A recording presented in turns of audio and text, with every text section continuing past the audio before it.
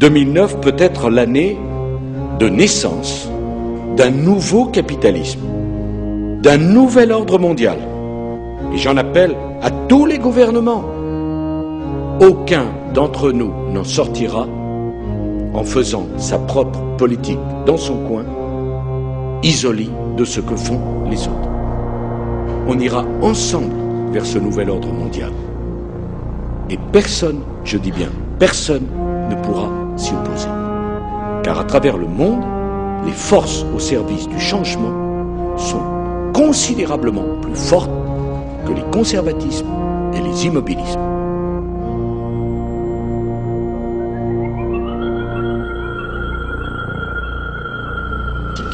Cette crise marquera sans doute pour l'histoire le commencement véritable du XXIe siècle. Le moment où tout le monde aura compris qu'il était temps de changer, temps de donner un nouveau visage à la mondialisation, temps de construire un nouvel ordre mondial, politique, économique, social, assis sur de nouveaux principes et de nouvelles règles. Le sommet mondial pour refonder le capitalisme, c'est l'Europe qui l'a proposé. Le nouvel ordre mondial, c'est autour des propositions de l'Europe qu'il se construira.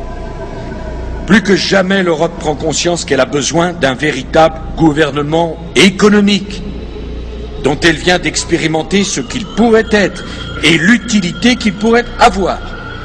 Ce gouvernement économique, c'est tout naturellement l'Eurogroupe qui doit en être le cadre.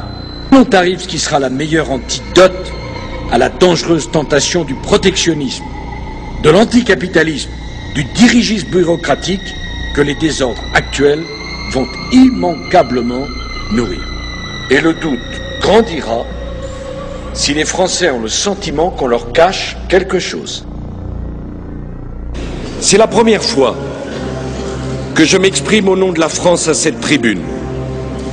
Il s'agit pour moi d'un instant solennel, d'un instant émouvant. C'est un véritable New Deal à l'échelle planétaire qui est nécessaire. Un New Deal écologique et économique. Au nom de la France, j'appelle tous les États à se réunir pour fonder le nouvel ordre mondial du XXIe siècle sur cette idée forte que les biens communs de l'humanité doivent être placés sous la responsabilité de l'humanité tout entière.